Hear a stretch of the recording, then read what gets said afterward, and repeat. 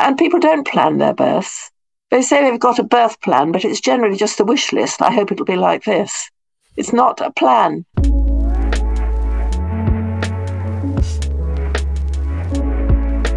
You are listening to the Perspective Podcast.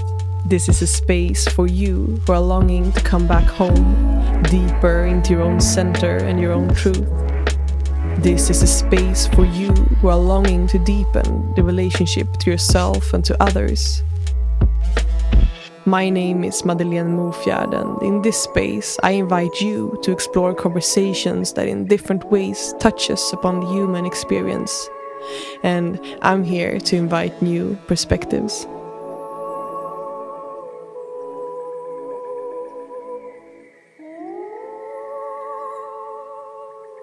All right, so hi and welcome, Katharine Graves, to the Perspective Podcast. This is very exciting. Thank you for inviting me. I'm sure we'll have a great conversation. Yeah, I think we already started the conversation before pressing play, and it's already like, oh, I'm so excited for this. But before diving into today's conversation, Katharine, how is the experience of being Katharine today? How is your heart doing today? I think Katharine is very happy being Katharine today, as I am most days. We all have good days and bad days, I suppose. But I think in general, my life is pretty positive. That's lovely to hear. So the experience is good. Thank you. Is there anything, I mean, I am assuming that there's a lot of my listeners that actually knows you already from your work, but I'm also assuming that there are quite some people that might not know about you. Absolutely. So is there anything you think would be helpful or good for them to know about you before we dive Like a little bit about my background? Yeah. I have been teaching KG hypnobirthing for 20 years. And I do say KG hypnobirthing because hypnobirthing is a very wide term. If somebody says, I did hypnobirthing, but it didn't work, and you would always ask what they did, and they sort of probably did a short course or something.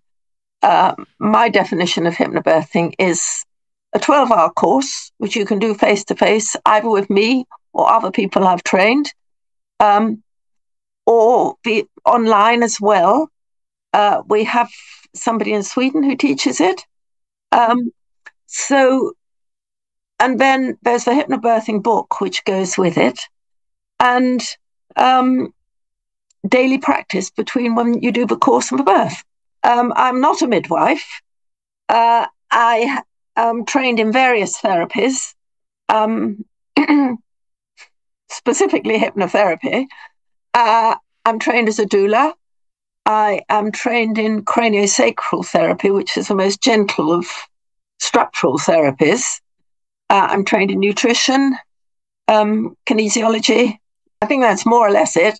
Best training of all, of course, is being a mother. I think being a mother is a much underestimated qualification. I have 4 children.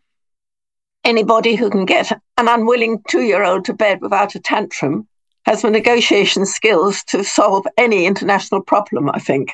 And you have no idea what you suddenly might be required to do. So that's my background. KG hypnobirthing, we train other teachers in the method who teach all over the UK and in other countries, including Sweden. And I train mums. And it's an utter joy to do it. It is a privilege. Yeah. Knowing the difference we're making in people's lives, because all the stories you hear about birth, or most of them, are traumatic, dreadful experiences. And the sad thing is they're true. And so many women do have traumatic experiences. And it doesn't have to be that way. The mums we teach have much more straightforward births, sometimes pain-free, always much more comfortable, quite frequently quicker. And often they will say after giving birth, that was the best experience in my life. And it can happen that way. But it's not how most women experience in our over-medicalized maternity systems in the whole of the developed world. Not quite sure if the word develop applies in this case. It's over. Exactly. So that's a bit about my background. It's beautiful, and I'm so excited to hear more about those perspectives you're sharing about how the system is over medicalized and over developed maybe even. But I'm curious to hear back when it all started for you, when you got into this field of working with childbirth and helping women Yes. to really achieve the and prepare for the birth that they desire. What got you into this field in the beginning? Like, what was your driving force or curiosity, or like what happened when you got started? Same, I think that most people can tell about their lives. A load of coincidences. You know, how you ended up where you are. Well, I had 4 children, and that was a full-time job. When I was 50, they'd all grown up and left home, and I was on my own and had very little money. And like plenty of women, turned to complementary therapies, and I just moved from by a series of coincidences from one to the other. And then I didn't even choose to train in hypnobirthing. I just trained in it because as a hypnotherapist, you have to do extra training every year. And somebody told me about this course, and I thought I might as well go along. And I thought it was absolutely amazing and offered it as part of my hypnotherapy practice. But it's taken over the whole of my life. And people who get involved in birth, I think, it just takes them over because it's just so amazing. It's the most important event actually in all our lives, even though we don't remember it. It has an effect on all our lives. So it's really, really important how a woman gives birth and how a baby is born. That's how I got there. Yeah, and I think it's so important, that perspective of how like the experience of giving birth is as important as like getting a healthy child out. It impacts so much of the mother's life as well, how the experience is. So I think Absolutely. the You're work a that new you're person. doing is so important. Yeah, You're a new person. I mean, it is the most important event of a baby's life and one of the most important events in my mother's life. And it is so sad when it isn't a wonderful, amazing experience, the most empowering experience, which it can be. And even if people say, but with birth, you never know what's going to happen, which is true to a degree. But if you're well informed and make logical choices and understand the implications of the choices you make, it's mostly going to pan out as you plan it to be. The 80-20 rule, I think for most people, if they don't plan properly, it's 80% can go not have a plan and 20% might. I think if you're well informed and you plan properly, 80% will go as you plan and 20% might not. But your state of mind will be with you whatever happens at birth. Because most of the people I teach are planning a natural birth. I think it's that type of person that comes to this sort of course. They think it's rather hippie-ish, but it's not in the least. It's more logical than the care you get by the medical profession. But for some of them, something will happen and they will perhaps need a cesarean, or they are told they need a cesarean, whether I would 100% agree with that or not. But the skills they learn can equip them for any sort of birth. That's the important thing. That's beautiful. So no matter what kind of birth you're preparing for or desiring, it can be helpful. That's what you're saying. Yes. My daughter she planned a home birth, and at 43 weeks, her baby hadn't arrived. So the pressure mounts and mounts and mounts. The pressure is terrible on pregnant women towards the end of pregnancy. But so at 43 weeks, she agreed to an induction. Well, at least at 43 weeks, we can assume that the baby was very nearly ready to be born. Had she been induced at 37 weeks, it might have been a different story. But anyway, she did the whole of an induced labour, which is tougher, more painful, with the skills she had learnt from KGHYPNOBIRTHIng. But the pressure on the baby was such, which it is for an induction, that there was concern about the baby's heart, and she went in for a cesarean. So you might say, what on earth was the point of doing the course? But she had a more positive pregnancy, which changes your hormones. She had practice to do, which prepared her, and also changes the hormones for hormones of calm, hormones of love, for hormones of birth. So the only drug in her system was the spinal block for the cesarean, and then the baby's out pretty quickly. So minimal drugs, quicker recovery, even though it wasn't the birth she had hoped for. So it does prepare you for other births too. And I'm curious to hear from your perspective, because in my experience, I think there are so many sort of beliefs, and maybe we can even call them myths about birth out there. Yeah. So I'm curious to hear from your perspective, what would you say is maybe one or two, or I don't know how many you want to share, of the greatest myths about birth that you think hold many women back from getting the birth that they might desire? Or I mean, a lot of their choices are based on assumptions, that they've grown up with, not facts. And they're not even told facts by their medical advisors very often. I mean, one of the assumptions we grow up with, and I remember seeing a little girl, she was about 2 recently, and she said, "Mum is going to have a baby and it's going to hurt." What is that child? How deeply is that child going to have that idea in her mind by the time she's grown up and has a baby herself? Now, I'm not saying it doesn't hurt for most women, but we could talk about why that is, and maybe we will in a minute or two. But the assumption that it's going to be the most excruciating painful event of your life, which it can be, but doesn't have to be, is deeply ingrained in everybody. If you talk to anybody out on the street about how a woman gives birth, they would probably say, well, she goes to hospital, she lies in bed, and she screams. Because that's what you see on the movies. And the movies have a lot to answer for. I mean, anybody who to do with pregnancy and birth these days, or at least every midwife, and I think every mother who's pregnant learns it, but being in bed is the least efficient and most uncomfortable position. For most of them, sadly, it is very painful, but it doesn't have to be. I think of pain like this. It's like there's a long line. On one end of the line, you have women who give birth entirely comfortably, which they do occasionally. And on the other end of the line, you have people like you see on the movies, screaming and writhing around in agony. And everybody is naturally somewhere along this line.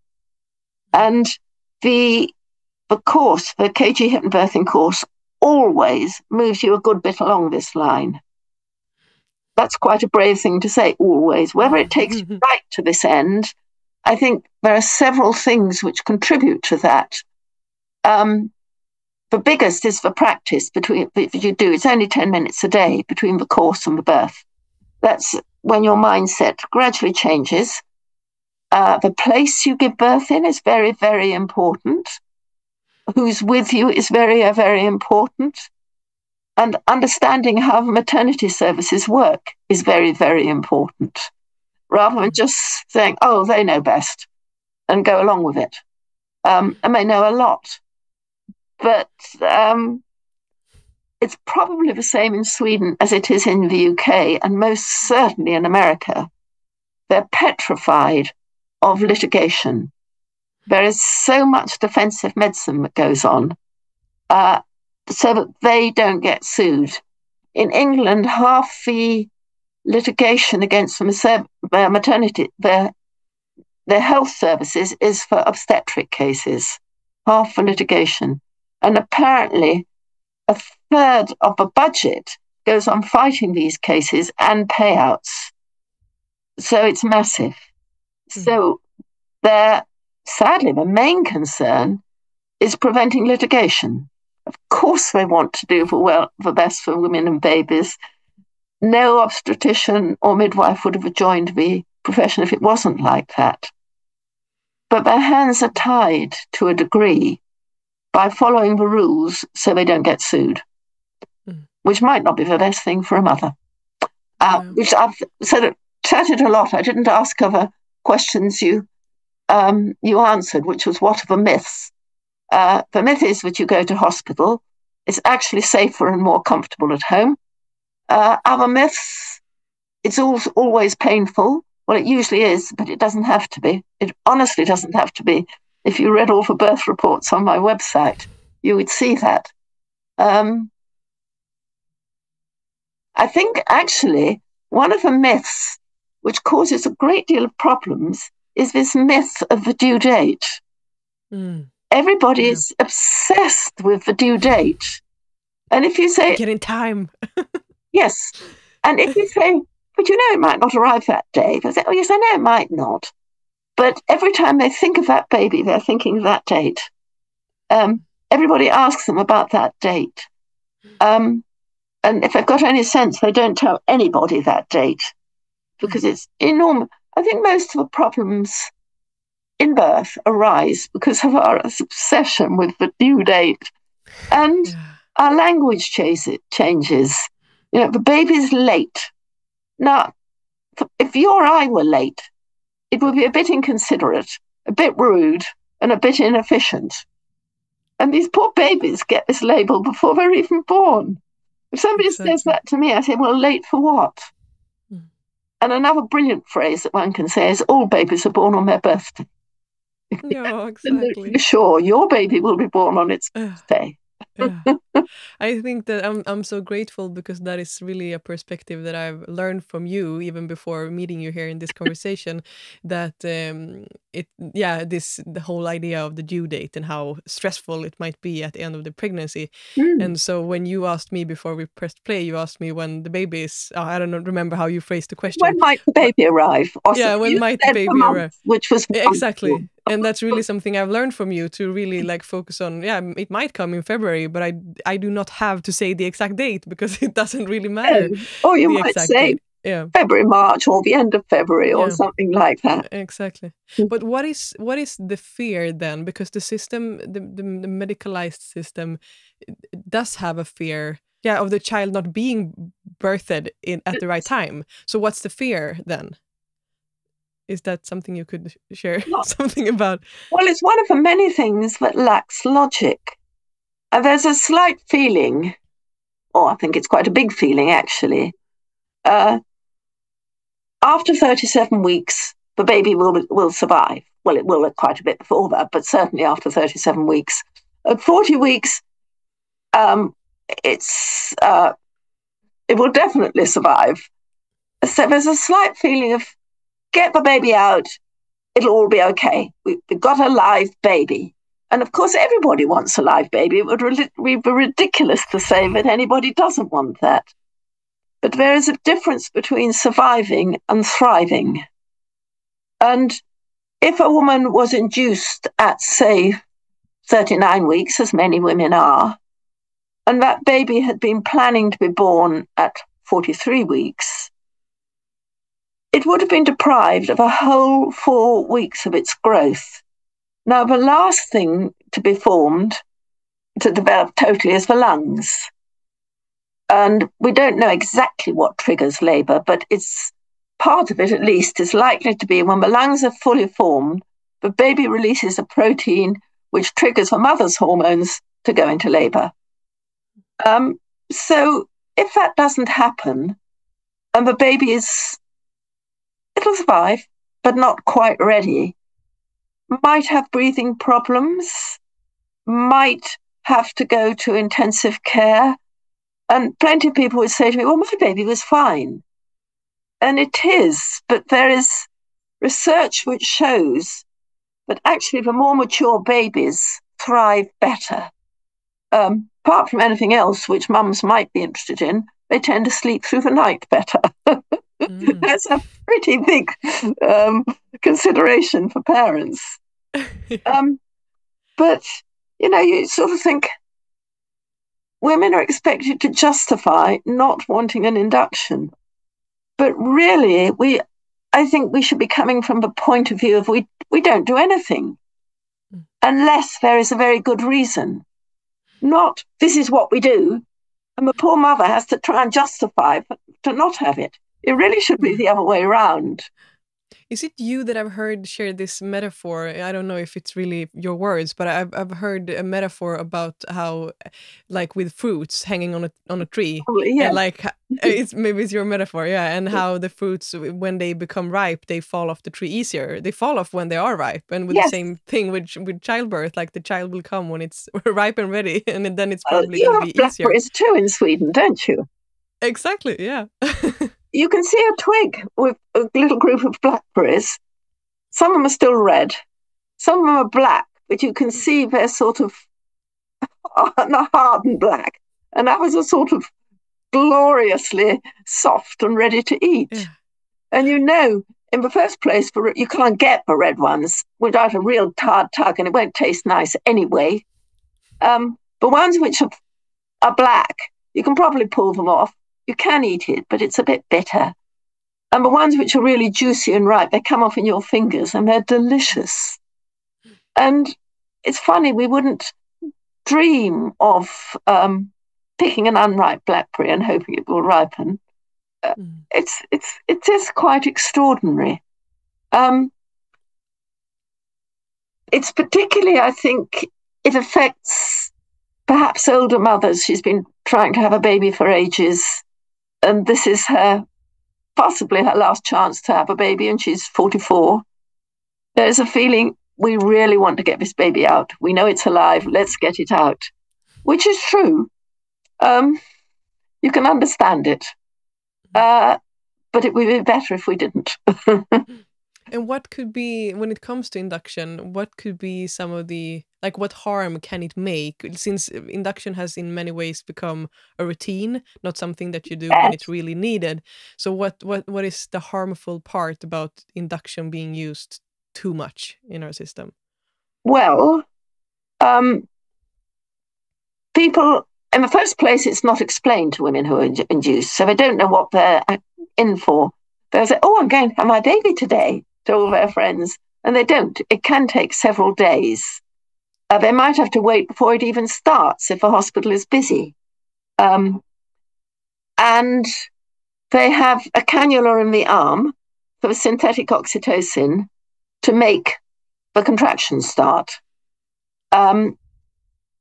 Synthetic oxytocin, how it works in the body, is pretty much the same as natural oxytocin, but it has a different effect because the natural oxytocin is formed in the brain and it's pumped through the pituitary gland into the circulation system.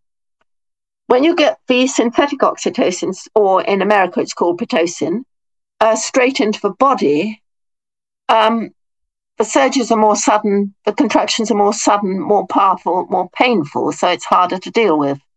Also, that synthetic oxytocin doesn't cross the blood-brain barrier, it doesn't get to the brain because the body knows it's got enough. And when we get natural oxytocin in the brain, we produce endorphins, which is nature's comfort hormone. So you produce the hormone which makes the contractions efficient, and at the same time, you produce the hormone that make them more comfortable. When you have the synthetic oxytocin into the body, the hormones are more uncomfortable, more painful, and we don't produce the hormone which makes them more comfortable. Did that make sense? Yeah, good. Definitely. So there's that aspect of it. Also, it affects the hormones after birth, if we've had synthetic oxytocin, of establishing breastfeeding and bonding and all sorts of things, but that's a slightly different issue.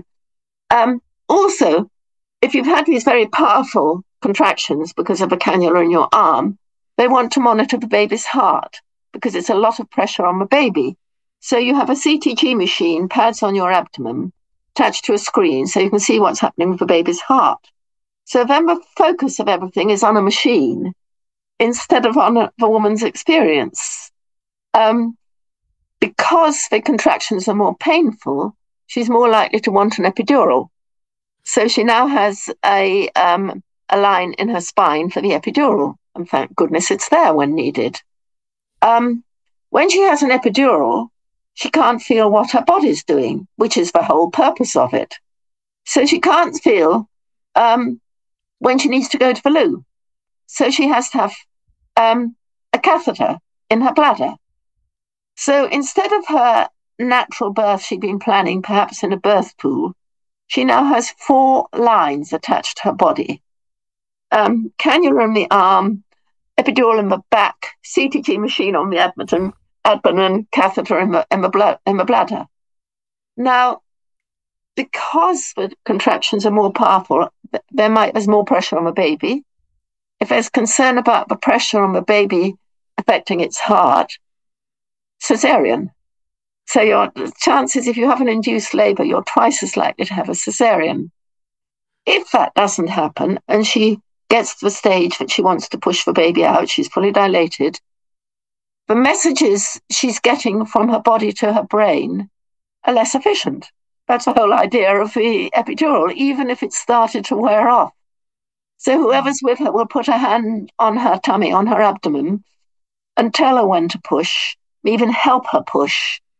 And her pushing will be less efficient because her body isn't quite telling her what to do properly anymore. So she's more likely to need forceps or a vacuum extraction, about probably 3 times as likely. So all these possibilities, and if she has a forceps, then there will be an episiotomy. They will make a cut to get the forceps in. So these are massive considerations. And a woman is seldom told them. She's just not told. And I mean, there are more implications than that, but just that, the procedure is not what women don't expect it to be like that. They haven't been told. They just think, oh, I'm going to have my baby today. And some people will say, well, I had an induction, it was perfectly fine, which probably means that their baby was just about ready to be born anyway. Right timing, most will say it was the most traumatic experience of my life, which is so sad, so very sad. Yeah, and I think it's so sad that we aren't really given this information, and that's why women and people like you are so important to like spread the message and help women get more well informed, as you mentioned before. Because I think, at least from my experience now, as being pregnant and going to the getting this care before, and I was sort of expecting to get the information from the system here in Sweden, but I'm experiencing that's not really what's happening. Like, you can get the information, okay, this is the option, you can get induced and you can get epidural, blah blah blah, but you don't get the information about the consequences that might arise if choosing those options. And I think that's what's really important, that women get the information so that we can take more well-informed decisions. So important. When people answer or ask me questions on Instagram, and they just don't know. And they say, oh, thank you for everything you've told us. And I mean, give them lots of little snippets, but they're only 1-minute snippets.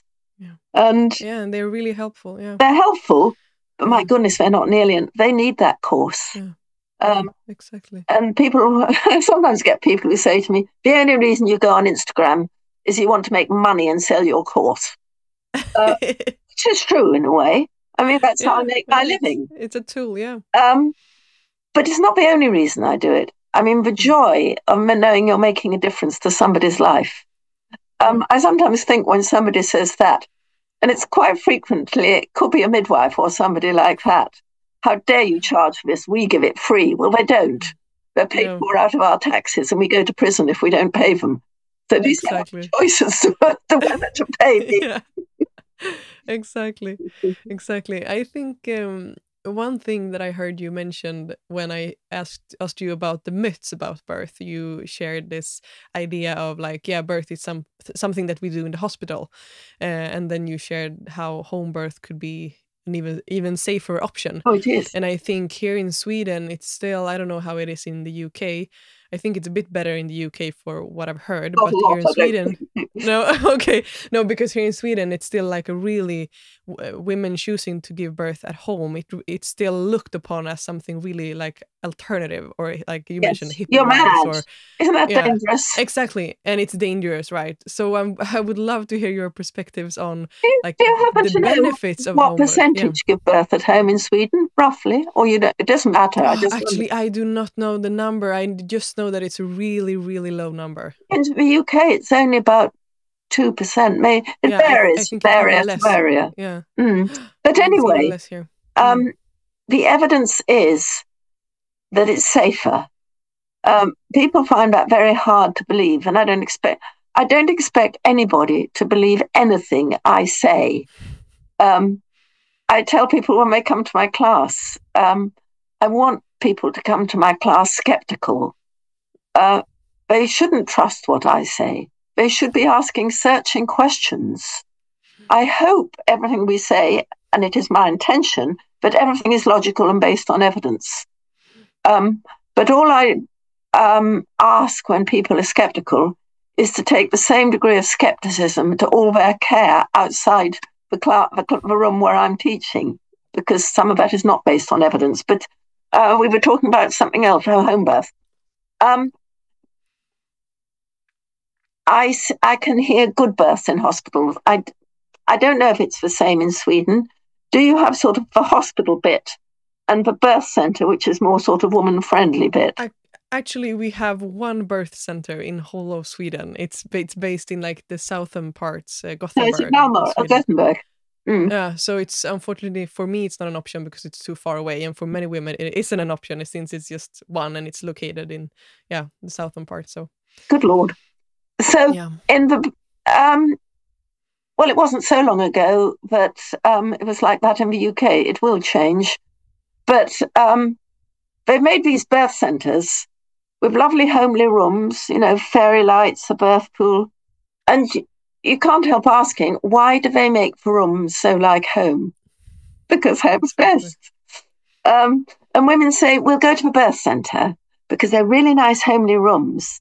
But if we need help, we can have a cesarean just down the corridor.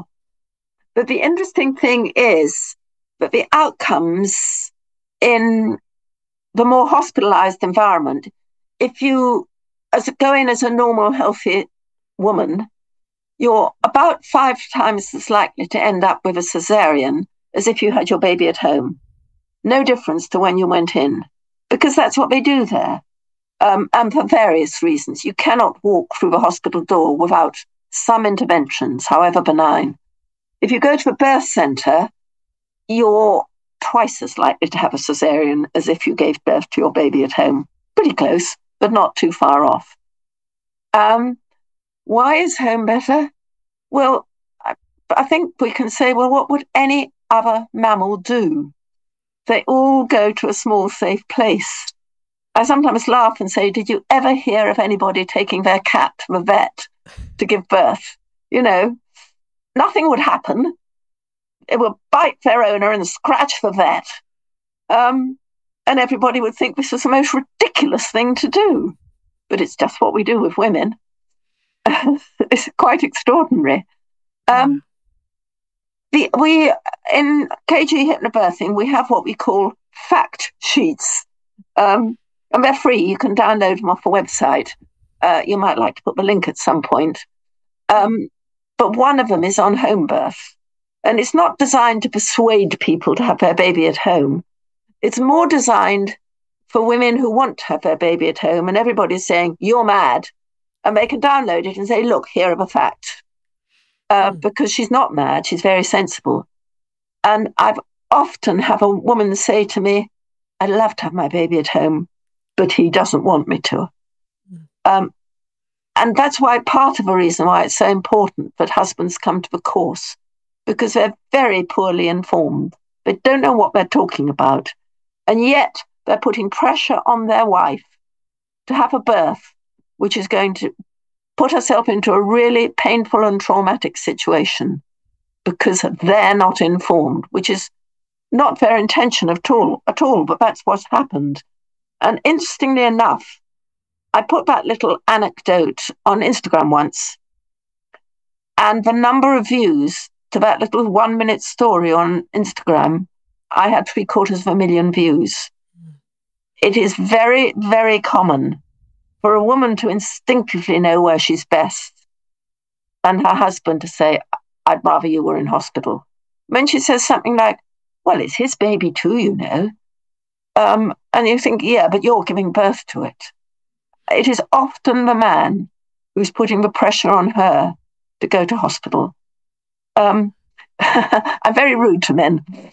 I tell them they're absolutely useless at giving birth, which is, I think, perfectly true.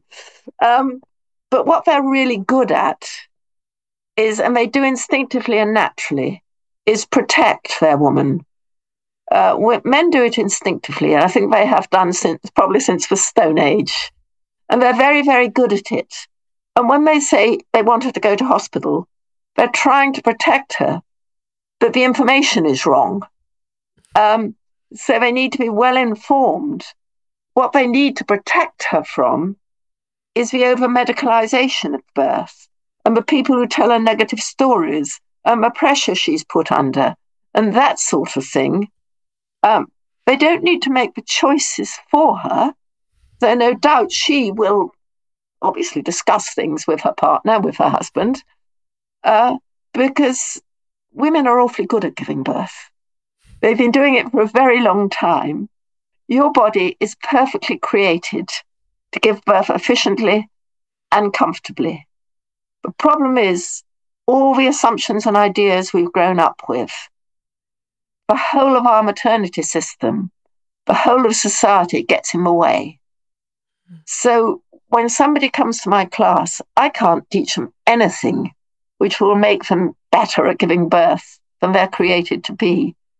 But what I can help them with is getting out of the way, getting rid of the assumptions, the fears, the worries, so that the system can work in the way it's originally designed to do. And it's just so beautiful. And it's so simple. But all the complications we put in the way is the problem. I think it's so beautiful how you share, like, you are not there to teach us women something new, but to really like peel off all these programs and ideas and myths. Yeah. And I think it's such a powerful way to see the work that you're actually doing. And I think that also brings me to my next question that I thought about, because I think when talking about like why there is such a small percentage of women who chooses to give birth at home, I think it comes down a lot to this story that we are told that we need to in some way be saved from our own bodies when we give birth. Birth is a medical event, it's not a natural event. Even our language, we use the word deliver a baby. Now, I would never use that word. As I always say, the only thing that gets delivered is the post and takeaway meals. I've never known a baby be delivered. It doesn't work like that. But it implies that a woman can't do it on her own. But I need somebody who knows better, who's qualified, can do everything that needs to get this baby out. And it's not like that. The best caregivers in birth do the least. They're there just in case a little bit of extra help is needed. The less they do, the better. Do you have midwives at the births in Sweden, or is it mainly obstetricians? It's mainly midwives here in Sweden, yeah. Good. And then obstetricians are there, of course, but not in main focus, yeah. Just like us. The more experience, the better the midwife, the less she does. And if nothing ever happened, but a woman needed extra help, all midwives would be redundant. There would be no need for them. And I call them sometimes the just-in-case lady or the what-if lady. Pregnant women say, what if this happens? What if that happens? And the purpose of the course we do really is to cover all the what-ifs. And the what-ifs that they worry about is largely the dramatic things you see on the movies. It's always a drama on the movies because it would be boring if it wasn't. I love boring births, but the movies don't. Nobody would pay to go to see them. Yeah. So the midwife is a what-if lady. Occasionally, a what-if does occur, and it seldom occurs, as you see on the movies, as a sudden emergency. It's generally, as birth progresses, the midwife gets a little bit concerned that it's not quite as she expected. And she does a few extra checks. And on that situation, if you were at home, she would say, I really think we ought to go to hospital. But it is not, we've got to get to hospital. If the baby's got to get out in 2 minutes, doesn't really work like that. In fact, no midwife wants to be in a woman's home when there's an emergency. She wants it rather less than a woman does, I think. Her worst nightmare. So things were not progressing as quite normally as she would hope. She would suggest that perhaps we do need to go into hospital. I'm not quite sure how I got to that. Oh, what if? Yes, those were 2 words on first-time couples' lips. And it's seldom the things that are really important, because the only experience of birth is what they've seen on movies, and it's always a drama, and it's always excruciatingly painful. And the things which are really, really important for a good birth, and highest among that, I would class privacy. They can't get the importance. I would say the whole of the class we offers covers all the what ifs, because the second time couples who haven't done the class sadly have 2 different words. Their words are, if only. If only I'd known, if only somebody had told me, I would have made a different choice. And that is so sad. So the mums we teach, we deal with all the what ifs. So hopefully at the end of the course, they never say, if only. And I don't think they do, actually. So the what ifs, if you find yourself thinking, oh, what if? You need to go away, calm your mind, and then look at the question logically, as does any other pregnant woman.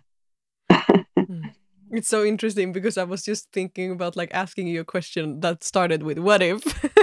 Oh, well, do ask it. I'm sure it's a question that every other pregnant woman would ask. Yeah, and specifically a first timer as me. No, but so what I was thinking was, if we're doing this work, and the work that I'm finding myself in now, it's maybe I don't want to call it work, but to be in this process of preparing and sort of getting this information that I need to make the decisions that suits me, and to prepare for the birth that I desire. I think there is one part of me that really wants to sort of go all into the belief that I'm going to get the birth that I desire. That by preparing, I will get the birth that I desire. But then there's another part of me that has this, but what if it doesn't end up that way? That I also want to sort of be prepared for. Yes. What if it doesn't become the kind of birth that I desire? Because, of course, I cannot know before. No, of course you can't. Yeah. Well, we have to plan. As anything that's important, you have to plan, and you have to practice. Anything important, those are the 2 most important things. And people don't plan their births. They say they've got a birth plan, but it's generally just a wish list. I hope it'll be like this. It's not a plan. Anything important in your life, if you want to go on the holiday of a lifetime, you don't go onto the airport and get on a plane and they say, well, I know the pilot's well qualified. I hope he'll take me somewhere nice. Because you planned. You might use a travel agent, but they don't tell you where to go. You use their knowledge and expertise to help you choose where you want to go. You use them as a member of the team, but they don't tell you where to go. So you can be sure you get where you want to. Anything. If you were going to pay a lot of money for a new kitchen, you don't just call in the best kitchen designer and say, give me a lovely kitchen. You would go online and look at things. You would go to kitchen showrooms. You would ask your friends who'd had a new kitchen. You would plan. And then it's quite likely you would get the kitchen that you wanted. But you plan. And I think one of the best examples is an athlete. However gifted the athlete, they don't just go into a stadium and hope to get a gold medal at the Olympics. And your body is perfectly made to give birth. But for weeks, months, even years, they're up early every morning, running round the road, round the track, and there's a team that's supporting them. They would have a trainer. They would experiment with different running styles, different running shoes. They would think about different race strategies. Not only do they have a trainer, they would have a physiotherapist, they would have a nutritionist, probably an admin person, a PR person, a sports psychologist, hugely important. This whole team would be planning and practicing together. But when they get into a stadium, they're on their own. Exactly. They do it. And it's because of the planning and practice that they win the gold medal. And it's because of the planning and practice that the gold medal that every pregnant woman gets is a wonderful birth and a fantastic, beautiful baby. But it's because of the planning and the practice. Now, that athlete might trip on the track in the race and sprain their ankle. Not very likely.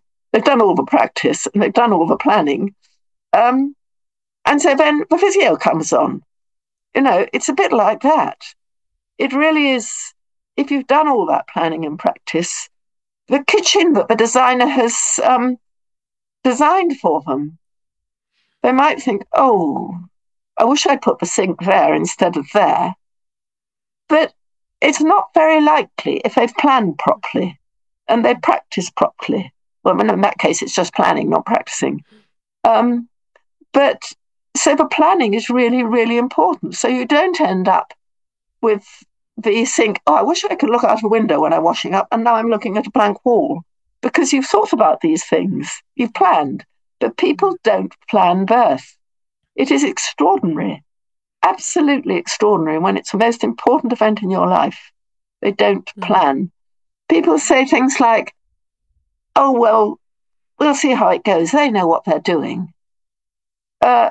Yes, they know how to get the baby out alive. And that's what they'll do. Nobody expects to roll up at an important event without planning and practicing.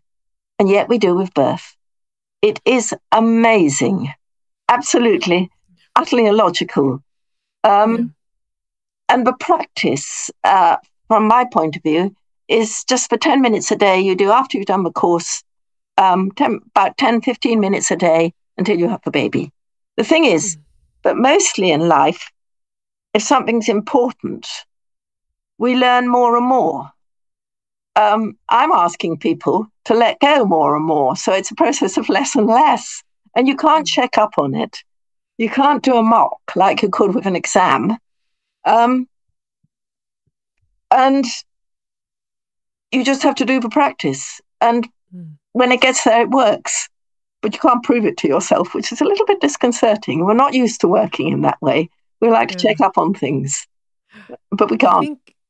And I think one fear that I have, maybe not fear, but something that I'm thinking about, since I'm really like diving into this process that I am in and really preparing and doing the work that you're talking about and taking your course and like really preparing and getting well informed. And so I'm really sort of aiming at a type of birth that feels the best for me. But then I feel like there is a fear of, what if it doesn't end up that way? And the fear that I will feel like I have failed in some way if I sort of end up getting... It's a terrible thing to feel. I work very hard in the course because we are very, very lucky to live in a society where medical help is available when it's needed. Very lucky. The World Health Organization issued a statement that says half the world has too much medicalization too soon, and the other half has too little too late. We are undoubtedly in the too much too soon half. But it doesn't alter the fact that a cesarean is wonderful. Sometimes it's absolutely essential. I mean, if you had placenta previa, the placenta's over the way out, that baby could never be born. Isn't it fantastic? There is an alternative way for that baby to get into the world and be fine. We are really, really lucky that all this medicalization is available for us. The only problem arises when it's overused or used routinely. And with a cesarean rate of probably about 50%, I simply do not believe that 50% of women are built in such a way that they can't give birth. I mean, the human race wouldn't have survived, would it, if that was the case? But what ifs? What other what ifs? Oh, the other thing is, there's a perfectly justified fear of pain. And I would say that pain is something, well, I think I said it before. Birth is always powerful. These muscles of the abdomen are some of the strongest muscles in the human body, and they're working really hard. But that doesn't mean it has to be painful. There are two different things. I remember a mum who came into a class I was teaching, and she had a lovely little baby, 3 months old, beautiful birth, no pain, no drugs, no tearing. And when she came into the group I was teaching, everybody said, "Was it painful?" And she said, "I can honestly put my hand on my heart and say it wasn't painful. But I was surprised how powerful it was." And I think that's important. Birth is always powerful. They're really strong muscles. It doesn't have to be painful. And with the KG hypnobirthing, it is certainly a great deal more comfortable. There may be some discomfort. There may be drawing up, a tension. Somebody might say, "I would like some gas and air for half an hour." A TENS machine, which is vibration on the back. All these things can be helpful. The most helpful thing of all, actually, is a birth pool, which is wonderful for comfort. That's fine. People will sometimes say to me, "Well, if I come to your class, am I allowed drugs?" Well, of course you are if you want them. But in 20 years, I think I've only known 2 people actually want an epidural, and those were for particular reasons. The drugs are there. Use them if you want them, but you might not need them. Yeah. And I think that's such a beautiful reminder that it's not a failure to, after having prepared for the birth that you desire, end up needing any of these interventions. Because I think that, I'm grateful that you mentioned that, because it really makes sense. Like, the care is there for a reason, and it's beautiful that it exists, and that we live in a society where it's where it's available. It's very important that women think that way. And I do think hypnobirthing methods vary. And some we try very hard during the course so that a woman doesn't feel guilty, because it's maybe 25% of the women we teach will have a cesarean. Some certainly will. Some methods, I think, make you feel more guilty. I do know that I don't have a lot of statistics about the hypnobirthing course, sadly, and it's something that I mean to do this autumn. Well, I've been meaning to do it for a very long time and haven't got around to it. But I do know that our cesarean rate is half the national average. So that's the only actual fact. I mean, it's not research fact, but it's a survey that we can do. That's the one survey that we did a few years ago now, but our cesarean rate came out as half the national average. So that in itself is worth knowing, isn't it? Yeah, that's beautiful. Yeah. And I'm just getting started with the course, so I'm so excited to dive into it even more. And it to you, haven't I? Yeah.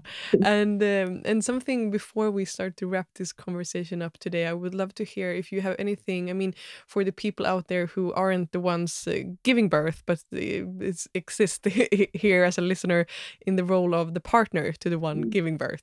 Is there anything you would like to share to those people right now in this moment? I mean, the caricature of a father in the birthing room is somebody frightened, holding a hand, not knowing what to do, producing fear hormones which permeate the whole room, feeling perhaps slightly responsible for seeing his partner in pain, and really wishing he was out having a drink with his friends.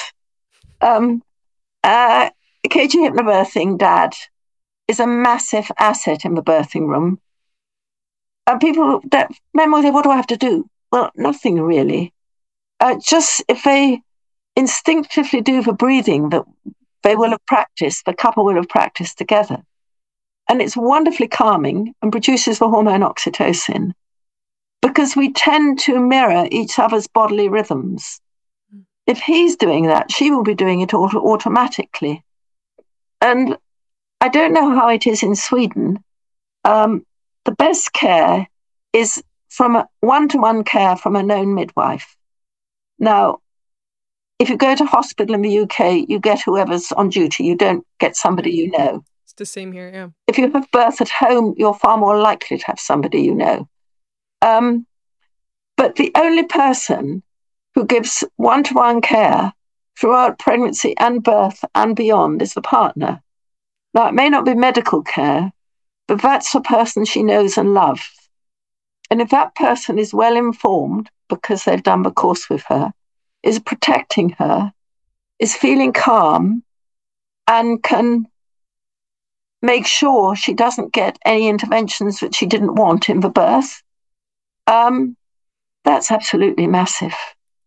And I think the practice that a couple does together before the birth brings them closer together. I've seen it time and time again. And also, the father knows he's been a useful part in how that child enters the world. So he feels, I think, a closer connection with the baby because of that. And that's massively important and absolutely lovely to see. And it's a huge benefit to the father, to the mother, and to the baby. Yeah, that's so beautiful. It's just, and to also like make the partner empowered to feel that he has an important role to fill in the birthing room. I think that's important. I had a lovely quote from, well, two dads actually. One dad said, when asked about hypnobirthing, he said, well, the thing about KG hypnobirthing is that it works.